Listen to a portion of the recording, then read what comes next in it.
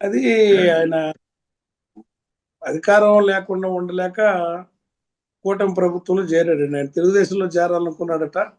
ఉమ్, అవకాశం కుదరక మరి ఏదో జరిగింది. జనసేన పార్టీల ద్వారా కూటమిలోకి ఎంటర్ అయ్యాడు. వీళ్ళు ఒకరికొకరు పొత్తులు కుదిరినాయండి. ఉమ్, పెద్దలు రాజకీయాలు. ఎందుకంటే వాళ్ళు కేసులు పెట్టుకున్నారు, ఒకరి మీద ఒకరు కేసులు పెట్టుకొని గొడవలు అయ్యి ఇవన్నీ ఉన్నాయి. ఉమ్, కానీ కూటమిలోకి ఈయన ఎప్పుడైతే చేరాడో ఇంకా ఆ ఉమ్, కేసులు పెట్టడం లేదు. ఈయన ఉమ్, మీద అంటే ఇప్పుడు వాసు గారి మీద జనార్దన్ చాలా మాటలు మాట్లాడాడు.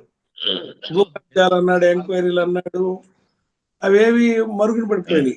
అంటే ఇవన్నీ ఎందుకు మరుగున పడినాయి అంటే మేము అర్థం చేసుకుంటుంది, ప్రజలు అర్థం చేసుకుంటుంది, ఇద్దరికి రాజీ కుదిరిందని, ఉమ్, ఏదో బేరసారాలు కుదిరినాయని పెద్దలు రాజీ చేశారని అనుకుంటున్నాం. మరి ఇప్పుడు ఏమి చెడినాయో ఎందుకు ఈ డ్రామా ఆడుతున్నారో అర్థం కావట్లేదు. వాళ్ళిద్దరిది మేము డ్రామాగా అభివర్ణిస్తున్నాం. ఎందుకంటే వాళ్ళిద్దరు కూటమి నేతలు. అవును. వాళ్ళ వ్యక్తిగతంగా ఏమన్నా మనస్పర్ధలు వచ్చినాయో లేదో తెలియదు. కేసుల్లో ఇద్దరు రాజీ పడ్డారు, అన్ని పక్కన పెట్టారు.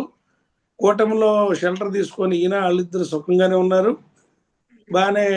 మరి ఇప్పుడు ఎందుకు బయటకు వచ్చి ఆయన వ్యక్తిగత సమస్యను ఏదో ప్రజల సమస్యగా రుద్దాలని, ఏం జరిగిందో తెలియదు.